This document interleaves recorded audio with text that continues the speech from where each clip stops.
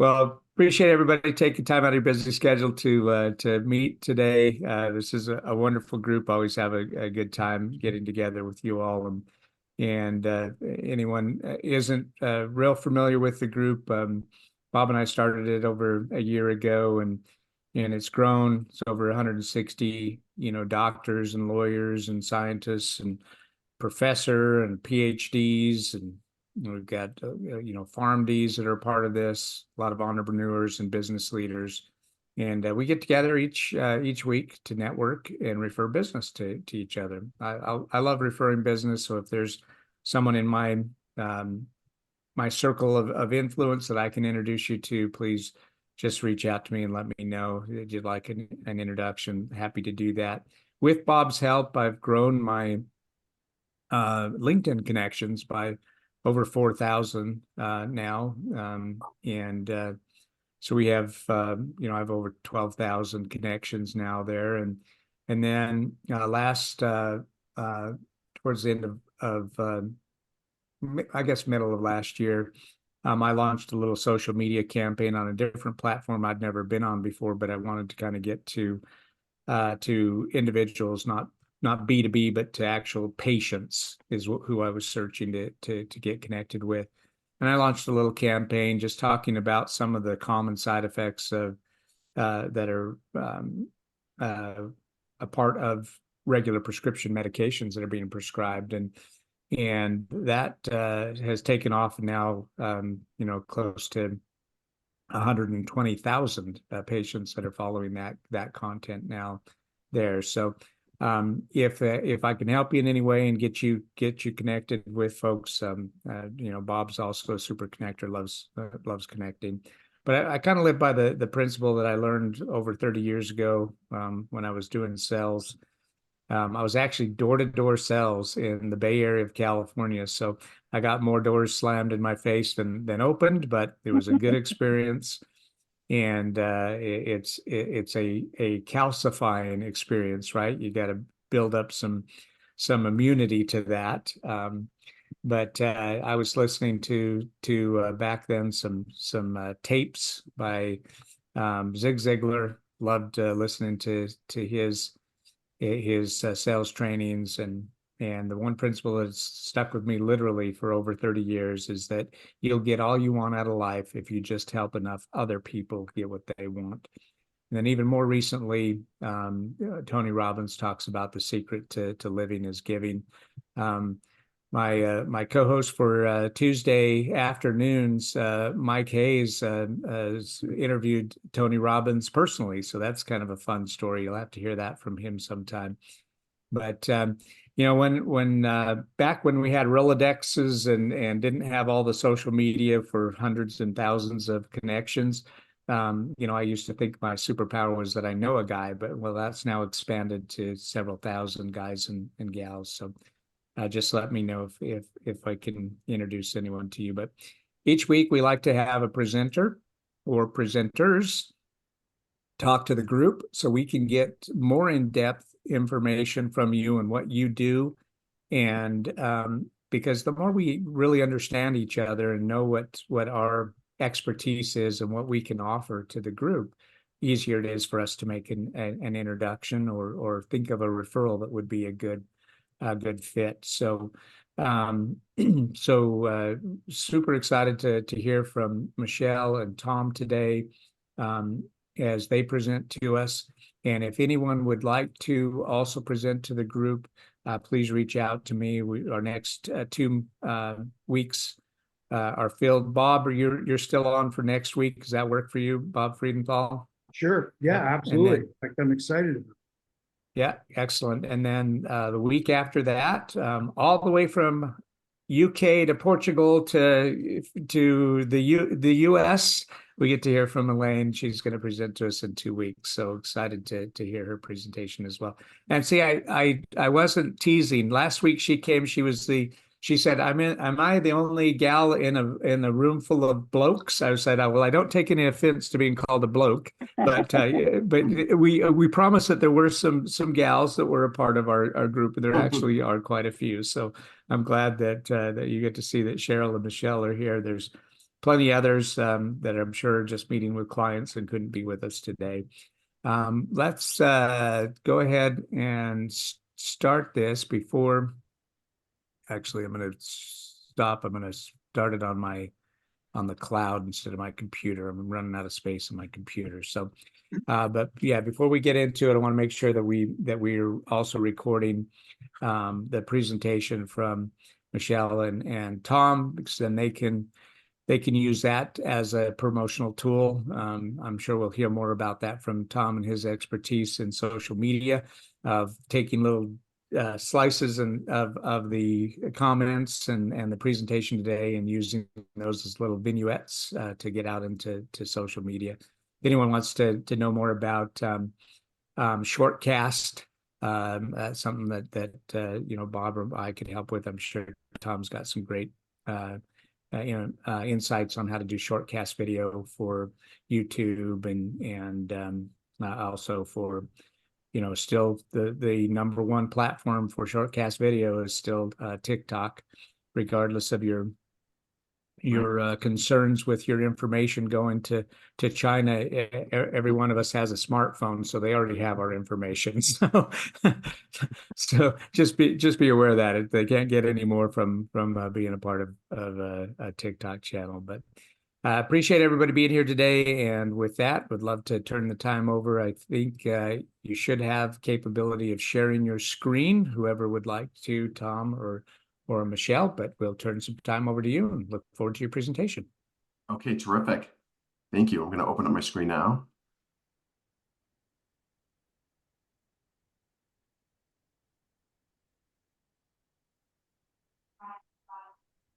Okay, hope everyone can see the screen. Is that good? Yep, looks great. Okay, terrific. So thanks everyone for giving us your time today. Michelle and I are going to co-present on the social media ethnography. After I describe the marketplace challenges it's resolving and its benefits, I'll then walk you through a live demonstration. Michelle will then finish the presentation by sharing best practices as to how the social media ethnography can be integrated into traditional qualitative and quantitative research. So first, let's discuss the challenges currently faced by market researchers. They need to explore, visualize, and understand the organic insights from B2C or B2B target audiences discussing any topic and any time frame in social media to complement their question-led primary research. Market researchers also need to meet their data integrity requirements of having their audiences identified and their unfiltered behaviors, attitudes, and characteristics analyzed at a near 100% level of accuracy. Furthermore, there has to be a large enough audience identified and analyzed to be statistically representative, which means a minimum of 100 unique individuals leaving qualified opinions on the research topic in a given time period. Yet, even if the accuracy and statistical representation requirements are met, market researchers need a solution that synthesizes and visualizes these social media audience insights in order to seamlessly integrate them with their quantitative and/or qualitative research findings. The key benefits are threefold for market researchers. They can qualitatively learn the lay of the land on entire product categories with greater confidence, including discovering which competitors are being mentioned on specific topics, the conversational themes they care about, and how those themes are prioritized and trending in any time period. They can understand their target audiences at a higher level of confidence by discovering the organic behaviors, attitudes, psychographics, and demographics of audience segments and personas. And by seeing the unfiltered words and emotional tone organically expressed by these audiences specific to a topic, they can act on those insights by optimizing the language used in marketing, messaging, and content creation. These key benefits from the social media ethnography enable organizations to make better business decisions more effectively and confidently. So we're now going to experience a real-time demonstration of a social media ethnography.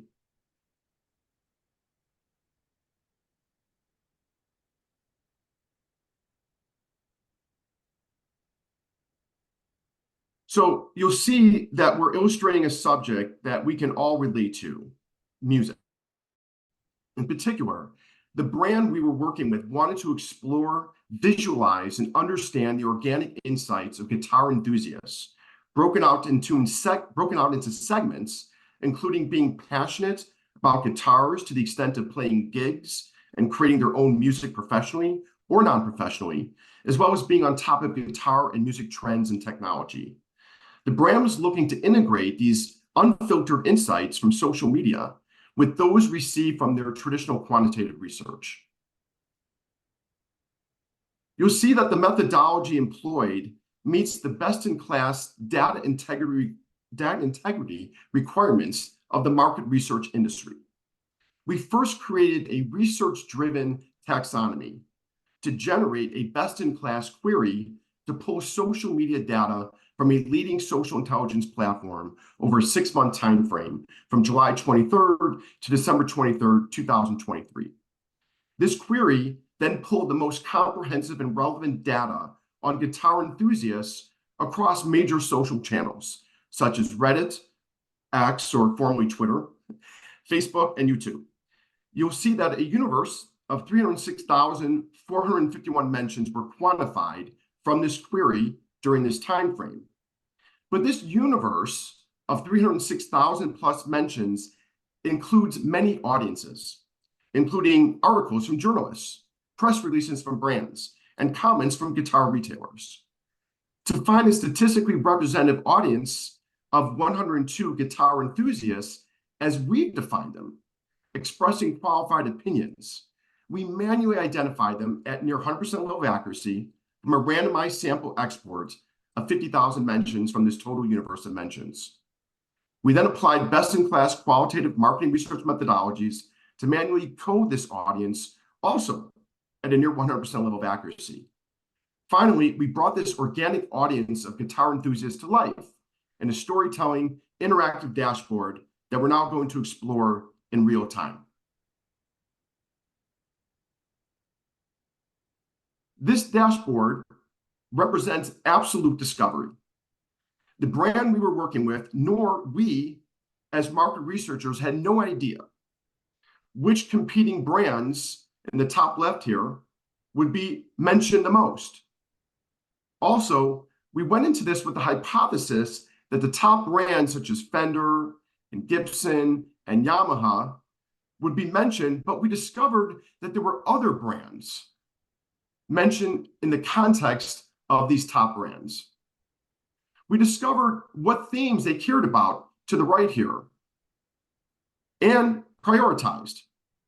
We also discovered what kinds of guitars that they referenced, the sources of the social data, where these conversations were actually taking place, the not only general sentiment, but the tone, the emotional tone of these conversations specific to the topic itself of these guitar enthusiasts.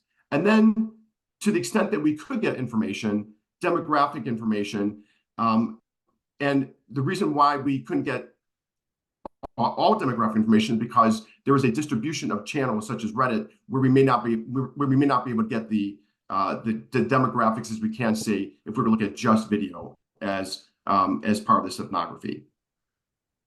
Now, there are many stories to explore in this dashboard. To facilitate this exploration, market researchers can first get a summary of what is being said in each theme in the context of the entire product category. So let's take a look at the first theme, sound. When you hover over sound, you'll see that 62 of the 102 guitar enthusiasts were talking about sound.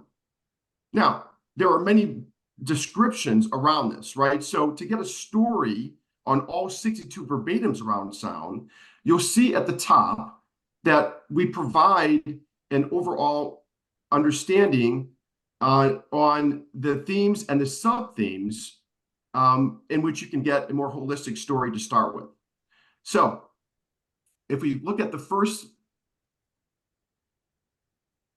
under sound, if you look at the first sub-theme, variation in sound between guitars, this tells us that different types of guitars, such as Stratocasters and Gibsons, have a variety in tone and sound quality across different models, and that one guitar enthusiast in particular noted their preference for Japanese Fenders due to their sound, appearance, and good value.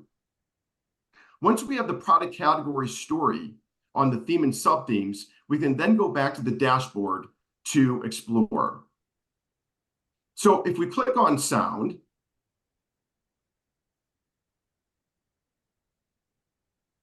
you'll notice all the categories change according to those 62 guitar enthusiasts.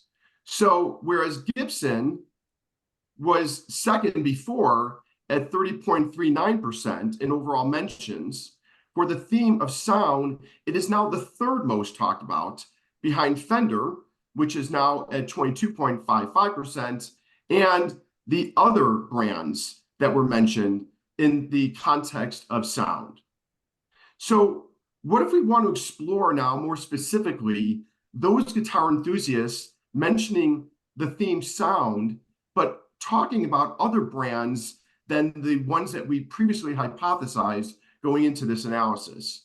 So if we click on that, we are now going to bring to life these 16 of the 102 guitar enthusiasts that were speaking about the theme sound, but specific to other brands.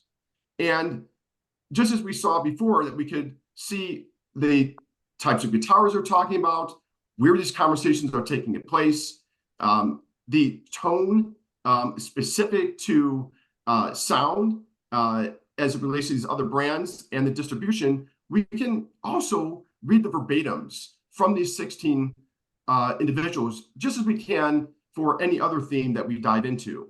So for example, if we click on this one brand, we can actually go right to the community and read the actual verbatim, not only giving the transparency that market researchers want, but we can also get even more context to explore the community around this given post, whether it be what led to this post or what followed from this post, adding to more insight and more understanding of the segment itself. So what we're going to do now is Michelle is going to share with you, I can put this back in presentation mode, how the social media ethnography is applied in practice. Michelle? Yeah, thank you. Thanks, Tom. So just to lay a little bit of context around what Tom has just presented, this type of research is exploratory in nature. It's not intended to be data that provides go, no-go answers to companies so that they can make large investments. It's intended to lay the groundwork for subsequent research like quantitative studies. So for example, the different types of studies that we might use this for would include things like problem detection research, which allows us to understand which problems people are encountering with different product categories, the degree to which they occur, the frequency, and the magnitude of the problem. So what we might find in problem detection research, and we probably should stop that little animation from running crazy like that. We'll remember for the next time, Tom. With problem detection, we can, in the marketplace, understand what people are talking about as being problematic. Particularly, let's look at guitars, for example. Like, where are they encountering problems? What are the topics that they're talking about in a negative way?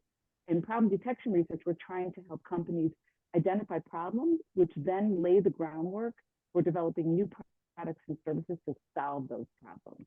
So problem detection research is a perfect application for the type of work that Tom does.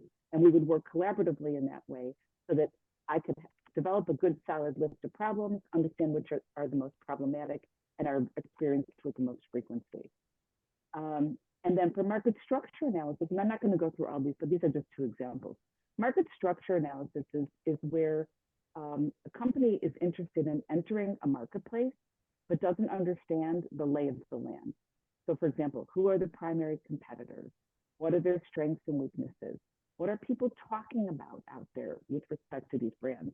What are the characteristics that people care about and don't care about? And so through social media ethnography, we can then take that information, develop a very solid questionnaire that we can then use to quantify this information and develop what we call a perceptual map of the marketplace, which is literally mapping an entire category with competitors, attributes, who owns what space, and where might there be white space for a new marketer to enter the market. Those are just a few little examples, but there are obviously a million applications. This is just a short list, but that's how we might use it. And Tom, anything else? Yeah, no, that's it for our presentation. So we'd like to open up the what we just shared to the floor to see if there are any comments, questions, or thoughts. Yes, thank you so much for your presentation. That's first question, Elaine. So what type of clients do you currently have, and who are your target audience?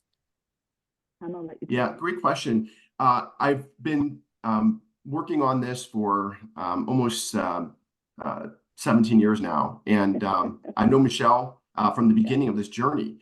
What I've seen is that really wherever there is a B2B or B2C audience, which is pretty much applicable to just about any industry, this applies. So especially with the channels and the extent to which social media utilization has increased over the years, even in the most difficult audiences, there's still maybe influencers that are expressing themselves. They may be writing articles, they may be blogs, right? So there's once you start getting to a certain number of people, it gets difficult to understand the story and to analyze that. It's where you need the qualitative market research to synthesize and visualize that. So in short, there hasn't been an industry or a topic that I have come across that this does not apply to. Right. So to answer your question most succinctly, essentially every industry and every category applies. And I work with clients across the spectrum, from CPGs to entertainment to manufacturing, you name it. I was going to say, Tom, and Elaine, it's a great question, and we work globally too, just so you know, because I know you're abroad. So I don't know, you're not abroad, you are living abroad. I'm both, Michelle. Yeah, I mean, one of the hardest categories to get at might be something along the lines of like really heavy duty industrial products, like, major, possibly even like, tooling, manufacturing types of products, if you want to call it, like equipment. And there's probably not a ton going on in social media in those kinds of categories, but there very well may be, because everything is moving into the social media space. Right. Did that answer your question, Elaine? Yes. Yeah. Thank you. Okay, good. Yeah, just to compliment that, and I think this is actually it kind of ties to what something Brett mentioned before about TikTok. No matter what industry one may be in, the audiences, even if whether it's a consumer or buyers, they are residing in channels, if they are Gen Z or millennials, increasingly in video-based channels such as TikTok and YouTube. So it really is more of a way of thinking of in any industry, how do I reach my audience? Where is my audience? And they increasingly have to be looking at these channels, especially where younger audiences are residing, to communicate with them. So that's why I think you're increasingly seeing, even in examples where in the past it would be like, yeah, I don't think we're going to really find too many people speaking to be useful. I think that is changing because of the speed at which some of these channels have emerged, like TikTok, in just roughly 6 or 7 years is now about 1.1 billion users. That's just unbelievable, right? And so because of that, I think finding audiences, no matter how difficult that may have been considered previously is a lot more easy to do in some of these other channels. Right. Excellent. Excellent. Other questions? Yeah. Thank you both for that. I'm confused, but look, that's nothing new. There was a lot of information there. And what was going through my head at the time was, so you have brands and then you have brand loyalty. Mhm. And this is what I always do, and this is how I'm going to keep doing it. And my dad did this, so I'm going to do it. And but it's now with TikTok and all the social media, there are younger people coming along, and how do you join that up? How do you join? Sorry, one more time. How do you join what? The conversation? How do you join? How do you get new customers or get a new audience interested in not just an established brand, but a brand that you want to become more popular? Yeah, yeah. I mean, this gets into some of the benefits that we talked about in this ethnography, social media ethnography. One, when you reach out to an audience, you got to make sure your messaging, your content resonates with them. And to do that, you have to understand how they speak, right? So the organic conversations, these unfiltered conversations, give you that pure voice of the target audience in a way that you cannot get with traditional market research, which makes it so complementary. Then with a more precise, and this is just one example, right? I mean, Michelle talked about other ways to reach the audience and to convert them, but the messaging and the content that you provide is so critical. And once you are able to do that, then you are bringing them in, then you are providing or implementing a variety of marketing tactics, from digital to traditional, online, offline, to essentially get that target audience that's now receiving your message from the upper end of that funnel down to ultimately a conversion where they become a customer. Tom, Michelle, did you want to add anything to that? I do, because Patrick, first of all, you said you were confused, so we'll address confusion after we address the second question, which is how do you get these people converted to customers? Because what Tom can do is tell you not only what they're talking about, which will guide your messaging, what they like and dislike, which will help you refine your product, or at least what you're going to be saying about it, and where to find them. So where are they talking, right? So where are they communicating with the larger population? So are they on Reddit? Are they on TikTok? So all of that information is valuable for a marketer who needs to direct their messaging to their audience, because you know where to find them now. Right, so that's a really important piece of this. But let's go back to your question or statement, which was that you were confused. What is confusing, so that we can help you, because we need to also refine our presentation.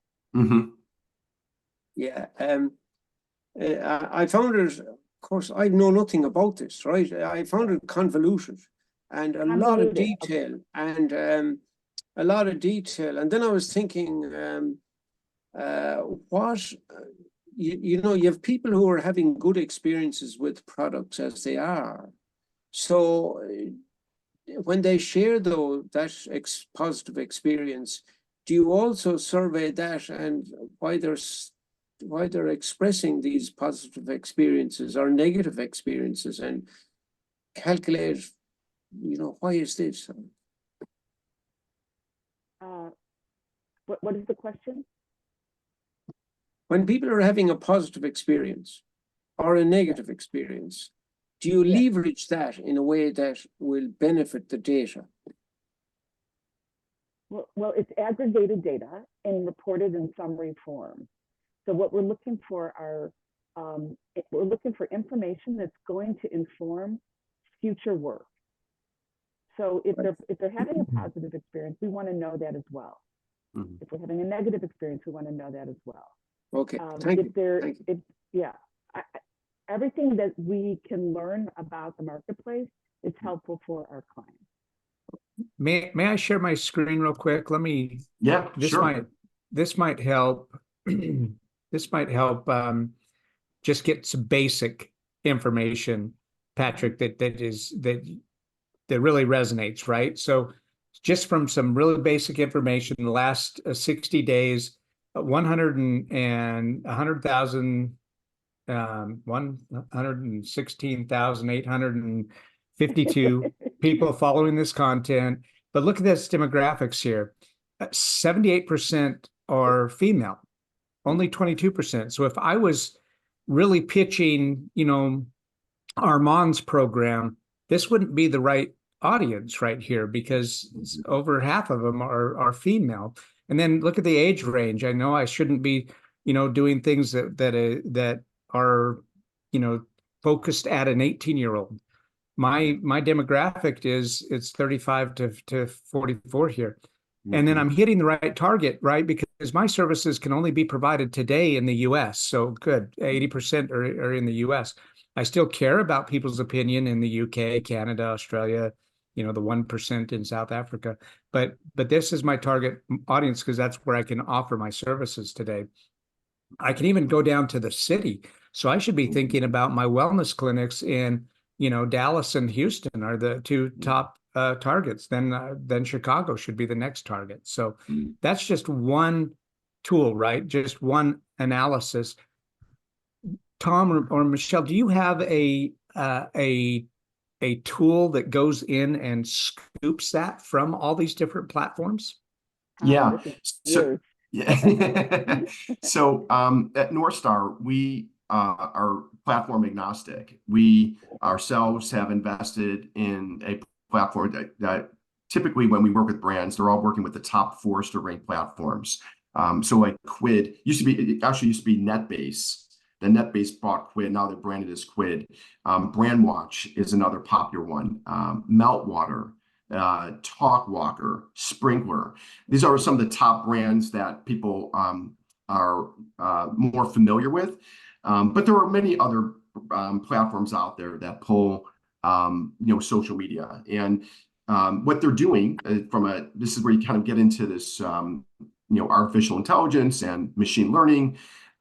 They for the last 20 years, when they first started coming into the market, they have developed the term, I don't know if it's still used, but crawling the data, where they basically have algorithms that are going into millions of sites within these channels.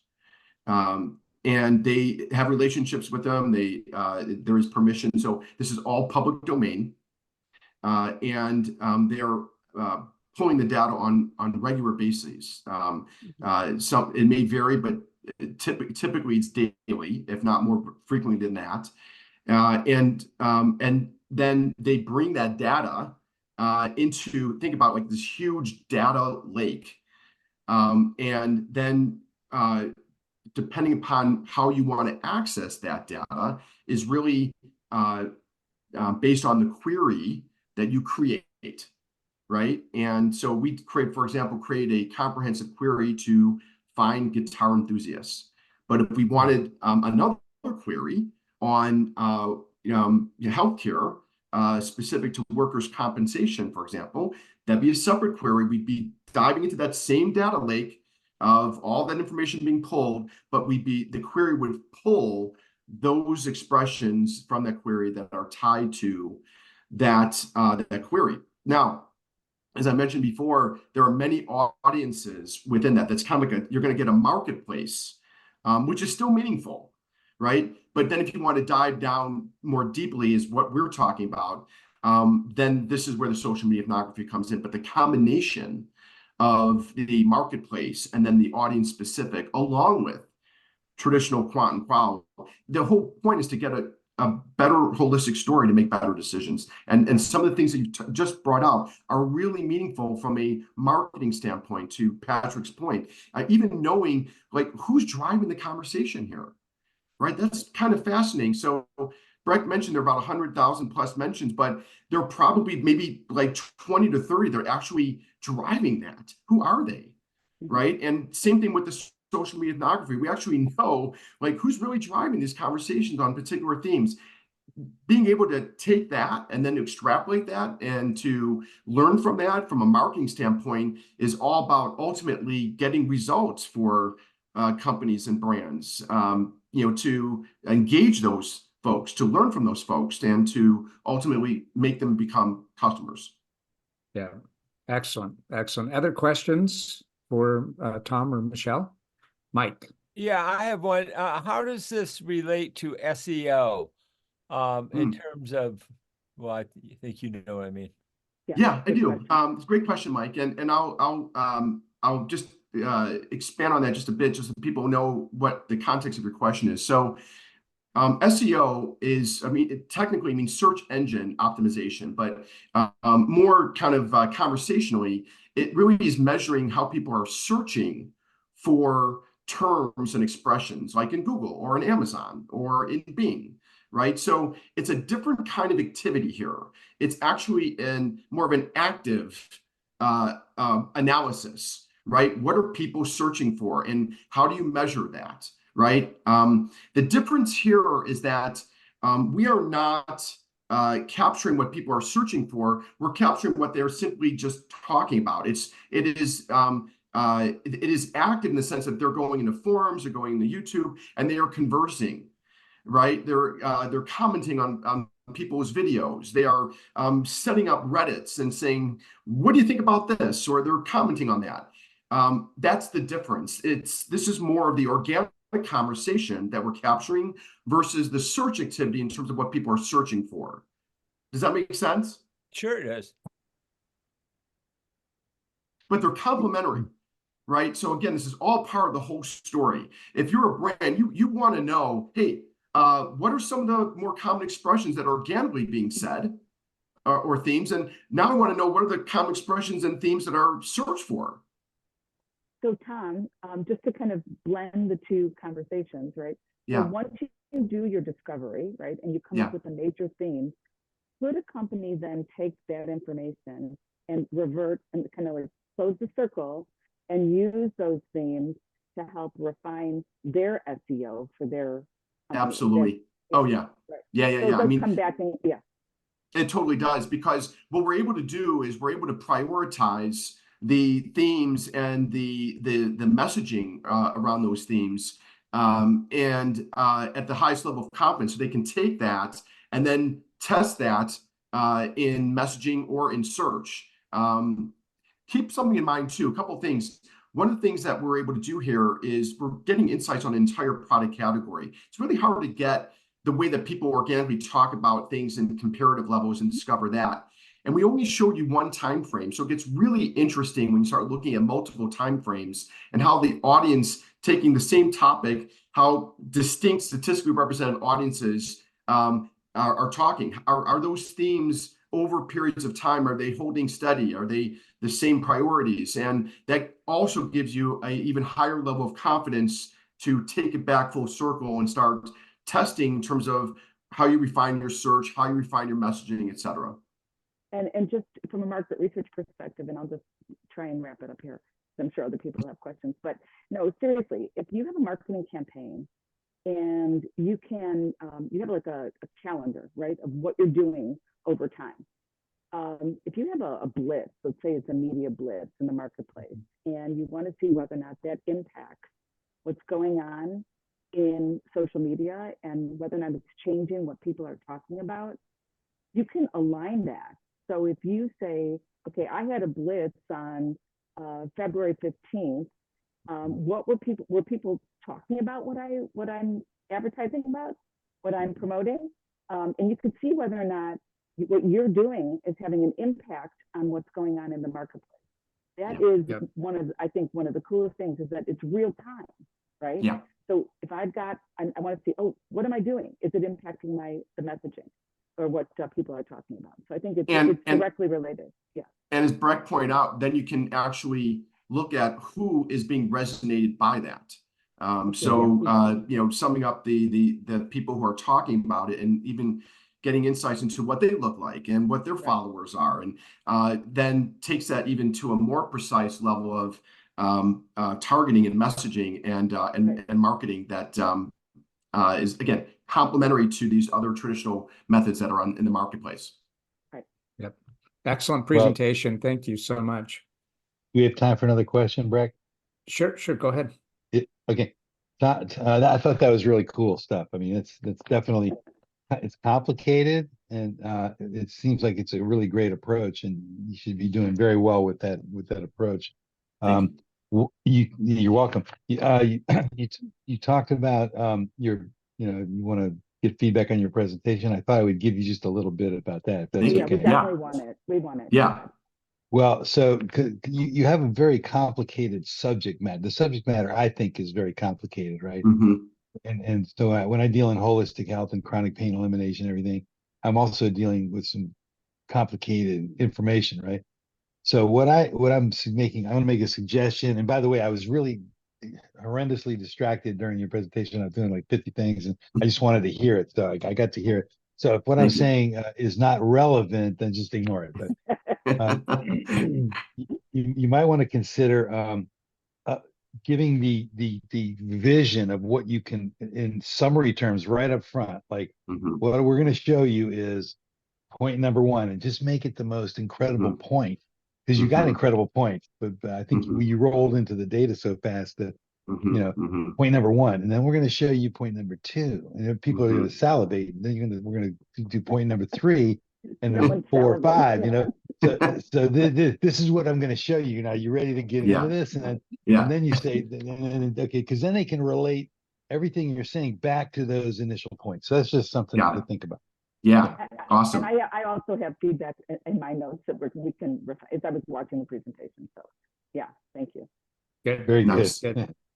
And thanks, Elaine, for those additional comments. Thank you. Yeah, and I don't know if I'm sorry. I was just going to put my email address in the chat.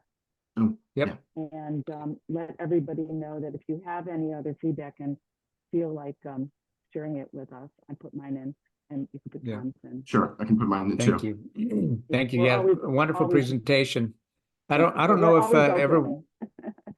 I don't know if everyone caught this, but Elaine used to manage a band, and her former husband was a guitarist, so bass guitar player. So it was a very relevant topic and research, and it was fun for me too, because we used to always take people to the Gibson factory there in Memphis when we spent time out in the Mid-South. So it was kind of fun to see what that statistics. There was one word that caught my attention that made me remember, and it was fret. Well, most people wouldn't know what a fret is, but I cannot watch any musician now of any instrument, particularly guitars, with looking at the frets where they hold their hand. I can tell if they're self-taught or they've been guided and mentored or whatever. So I find watching a band, I don't do it very often these days. I don't go to many live gigs.